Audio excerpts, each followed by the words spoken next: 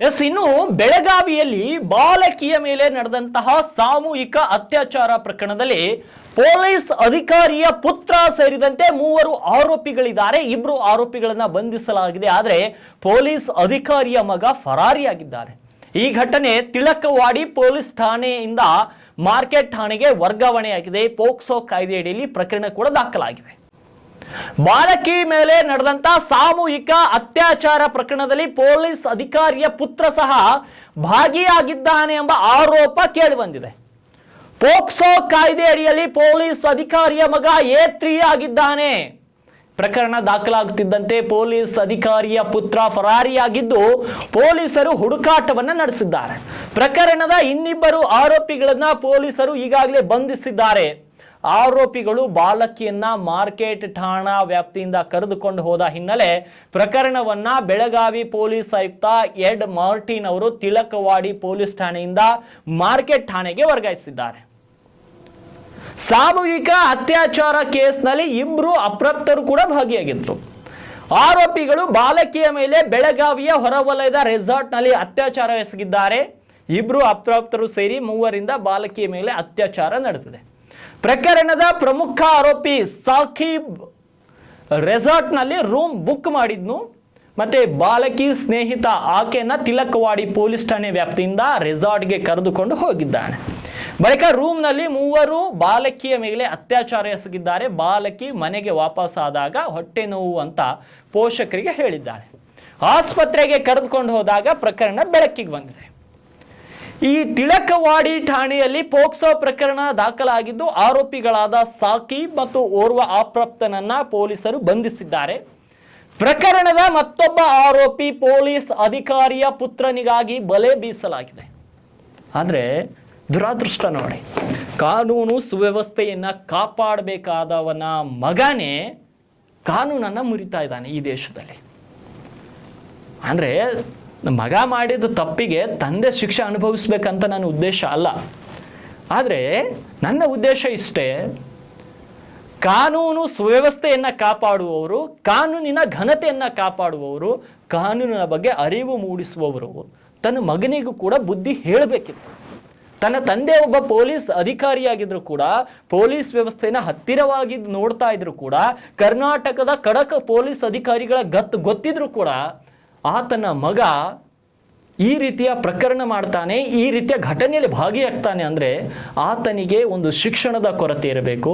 ಇಲ್ಲ ಅಂದರೆ ತನ್ನ ತಂದೆ ತಾಯಿ ಮೇಲೆ ಗೌರವ ಇಲ್ಲದೆ ಇರಬಹುದು. ಇಲ್ಲ ಅಂದರೆ ಯಾರು ಕೂಡ ಇಂಥದ್ದು ಮಾಡಲಿಕ್ಕಾಗಲ್ಲ.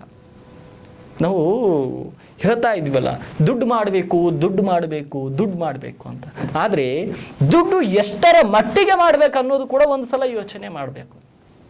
ಇವತ್ತು ಬಹುತೇಕ ದೇಶದಲ್ಲಿ ಬಹುತೇಕವಾಗಿ ನೋಡಿ, ದೊಡ್ಡ ದೊಡ್ಡ ರೇಪಿಸ್ಟ್ಗಳು, ಗ್ಯಾಂಗ್ ಲೀಡರ್ಗಳು, ರೌಡಿ ಶೀಟರ್ಗಳು ಯಾರು ಕೂಡ ಬಡವರ ಮಕ್ಕಳಿಲ್ಲ, ರೈತರ ಮಕ್ಕಳಿಲ್ಲ. ರೈತರ ಮಕ್ಕಳ ಬಗ್ಗೆ ಯಾಕೆ ಹೆಮ್ಮೆ ಪಡಬೇಕು ಅನ್ನೋದನ್ನು ಈ ಒಂದು ಪ್ರಕರಣವನ್ನು ಮುಂದಿಟ್ಕೊಂಡು ಹೇಳ್ತೀನಿ. ಯಾವುದೇ ಒಂದು ಪ್ರಕರಣ ನೋಡಿ, ಅತ್ಯಾಚಾರ ಪ್ರಕರಣ ಇರಬಹುದು, ಯಾವುದಾದ್ರೂ ರಾಬರಿ ಇರಬಹುದು, ಇಲ್ಲ ಯಾವುದೇ ಒಂದು ಅಹಿತಕರ ಘಟನೆಯಲ್ಲಿ 90% ಎಲ್ಲರೂ ಕೂಡ ಶ್ರೀಮಂತರ ಮಕ್ಕಳಾಗಿರ್ತಾರೆ. ಡಾಕ್ಟರ್ಸ್ಗಳ ಮಕ್ಕಳು, ಇಂಜಿನಿಯರ್ಸ್ಗಳ ಮಕ್ಕಳು, ಗೌರ್ಮೆಂಟ್ ಸರ್ವೆಂಟ್ಗಳ ಮಕ್ಕಳು, ಪಾಲಿಟಿಷಿಯನ್ಸ್ಗಳ ಮಕ್ಕಳು, ಅವರೆಲ್ಲರೇ ಇರ್ತಾರೆ 90%. ಆದರೆ ರೈತರ ಮಕ್ಕಳು ಎಲ್ಲೋ ಒಂದು 10% ಆ ತಪ್ಪನ ಮಾಡ್ತಾರೆ ಹೊರತು ರೈತರ ಮಕ್ಕಳಿಗೆ ಸಂಸ್ಕೃತಿ ಗೊತ್ತಿರುತ್ತೆ, ರೈತರ ಮಕ್ಕಳಿಗೆ ಕಷ್ಟದ ಅರಿವು ಗೊತ್ತಿರುತ್ತೆ, ರೈತರ ಮಕ್ಕಳಿಗೆ ನನ್ನ ಜೀವನ ಏನು, ನಾನು ಹೆಂಗೆ ಸುಧಾರಣೆ ಆಗಬೇಕು, ನಾನು ನನ್ನ ಕಾಲ ಮೇಲೆ ಹೆಂಗೆ ನಿಂತ್ಕೋಬೇಕು ಅನ್ನೋದು ಆತನಿಗೆ ಅರಿವಿರುತ್ತೆ. ಆದರೆ ಈ ದೇಶದಲ್ಲಿ ದುರಾದೃಷ್ಟ, ರೈತರ ಮಕ್ಕಳಂದ್ರೆ ಮೂಗು ಮುರಿತಾರೆ. ಇದು ನಮ್ಮ ದೇಶದ ನೈಜ ಸ್ಥಿತಿ. ಆದರೆ ಅಧಿಕಾರಿಗಳ ಮಕ್ಕಳು, ಮತ್ತು ಇಂಜಿನಿಯರ್ಗಳ ಮಕ್ಕಳು, ಡಾಕ್ಟರ್ಗಳ ಮಕ್ಕಳು, ದೊಡ್ಡ ದೊಡ್ಡ ಆಫೀಸರ್ಸ್ಗಳ ಮಕ್ಕಳು ಅಂದರೆ ಕನ್ಯಾನ ಆರಾಮಾಗಿ ಕೊಟ್ಟು ಬಿಡ್ತಾರೆ. ಆದರೆ ಒಂದನ್ನ ವಿಚಾರ ಮಾಡಬೇಕು, ಹಣ ಇದ್ದವನ ಹತ್ತಿರ ಗುಣ ಇರುತ್ತೆ ಅಂತ ಊಹೆ ಮಾಡೋದು ನಿಮ್ಮ ಮೂರ್ಖತನ. ಹಣ ಇದ್ದವನ ಹತ್ತಿರ ಗುಣ ಇರುತ್ತೆ ಅಂತ ನೀವು ಯೋಚನೆ ಮಾಡೋದು ಮೂರ್ಖತನ. ಹಣ ಇಲ್ಲದೆ ಹೋದರೂ ಕೂಡ ರೈತರ ಮಕ್ಕಳು ಗುಣವಂತರಾಗಿರ್ತಾರೆ. ಇದು ಈ ದೇಶದ ನೈಜ ಸ್ಥಿತಿ. ಆದರೆ ಬಹುತೇಕರಿಗೆ ಇದು ಅರ್ಥ ಆಗಲ್ಲ, ಯಾಕಂದ್ರೆ ಇದು ಕಹಿ ಆಗಿದೆ. ಆದರೆ ಮಾತು ಕಹಿ ಇರಬೇಕು, ವಾಸ್ತವಾಂಶ ಮಾತ್ರ ಸತ್ಯ ಇದೆ. ಈ ದೇಶದ ಜನರು ಅರ್ಥ ಮಾಡ್ಕೊಳ್ಬೇಕು. ಇನ್ನು ಆತನಿಗಾಗಿ ಪೊಲೀಸರು ಬಲೆಯನ್ನ ಬೀಸಿದ್ದಾರೆ. ಆರೋಪಿಗೆ ಹುಡುಕ್ಲಿಕ್ಕಾಗಿ ಪೊಲೀಸ್ ಅಪ್ಪನೇ ಇದ್ದಾನೆ. ಆದಷ್ಟು ಬೆಳಗಾವಿಯ SP ಅವರು ಇದ್ರ ಬಗ್ಗೆ ನಿಗಾ ವಹಿಸಬೇಕು. ಯಾಕಂದ್ರೆ ಇಲಾಖೆಯ ಪ್ರಶ್ನೆ, ಇಲಾಖೆಯ ಮರ್ಯಾದೆಯ ಪ್ರಶ್ನೆ. ಬೆಳಗಾವಿ SP ಅವರು ಆದಷ್ಟು ಬೇಗ A3 ಆರೋಪಿ ಮತ್ತು ಪೊಲೀಸ್ ಅಪ್ಪನ ಮಗನನ್ನ ಆದಷ್ಟು ಬೇಗ ಬಂಧಿಸಿ ಇಲಾಖೆಯ ಮರ್ಯಾದೆಯನ್ನು ಉಳಿಸ್ಕೊಳ್ಬೇಕು. ಆತನು ಆರೋಪಿನ ತಪ್ಪು ಮಾಡಿದಾನ ಇಲ್ವಾ ಅದೆಲ್ಲ ಚಾರ್ಜ್ ಶೀಟ್ ಅಲ್ಲಿ ಫೈನಲ್ ಆಗಬೇಕು. ಹಾಗಂತ ಆತನು ಆರೋಪಿನೇ ಅಂತ ನಾನು ಹೇಳ್ತಾ ಇಲ್ಲ, ಆದ್ರೆ ಅದೇನೇ ಇದ್ರೂ ಚಾರ್ಜ್ ಶೀಟ್ ನಲ್ಲಿ ಫೈನಲ್ ಆಗುತ್ತೆ. ಮಾನ್ಯ ನ್ಯಾಯಾಲಯ ಇದೆ, ನ್ಯಾಯಾಲಯ ಎಲ್ಲದಕ್ಕೂ ನ್ಯಾಯ ಕೊಡುತ್ತೆ. ಆದ್ರೆ ಒಬ್ಬ ಪೊಲೀಸ್ ಅಪ್ಪನ ಮಗ ಅಪ್ಸ್ಕ್ಯಾಂಡ್ ಆಗ್ತಾನೆ, ಇನ್ನೂ ಸಿಕ್ಕಿಲ್ಲ ಅಂದ್ರೆ ಅದು ಇಲಾಖೆಗೆ, ಇಡೀ ಇಲಾಖೆ ತಲೆ ತಗ್ಗಿಸುವಂತ ಕೆಲಸ ಆಗುತ್ತೆ. ಅದಕ್ಕಾಗಿ ನಾನು ಗೃಹ ಸಚಿವರಿಗೆ ಮತ್ತು ಬೆಳಗಾವಿ SP ಅವರಿಗೆ ಮನವಿ ಮಾಡ್ತೀನಿ, ಆದಷ್ಟು ಬೇಗ ಆ A3 ಆರೋಪಿಯನ್ನ ಹಿಡಿದು ಸೆರೆಮನೆ ವಾಸಕ್ಕೆ ಕಳಿಸ್ಬೇಕು. ಆಮೇಲೆ ಏನಾಗುತ್ತೆ ನೋಡ್ಕೊಳ್ಳೋಣ. ಪ್ರಕರಣದ ಚಾರ್ಜ್ ಶೀಟ್ ಅಲ್ಲಿ ಏನಾಗುತ್ತೆ, ಮುಂದೆ ನ್ಯಾಯಾಲಯದಲ್ಲಿ ಏನ್ ತೀರ್ಪು ಬರುತ್ತೆ ಅದು ಆಮೇಲೆ, ದಾಖಲೆಗಳು ಏನೇನಿದೆ ಅದು ಆಮೇಲೆ ನೋಡಿ. ಆದ್ರೆ ಮೊದಲು ಆತನನ್ನ ಬಂಧಿಸುವಂತ ಕೆಲಸ ಮಾಡಬೇಕು. ಯಾಕಂದ್ರೆ ಇವತ್ತು ಪೊಲೀಸ್ ಅಪ್ಪನ ಮಗ ಪೋಕ್ಸೋ ಪ್ರಕರಣದಲ್ಲಿ A3 ಆರೋಪಿ ಇದ್ದರೂ ಕೂಡ ಅಪ್ಸ್ಕ್ಯಾಂಡ್ ಆಗ್ತಾನೆ.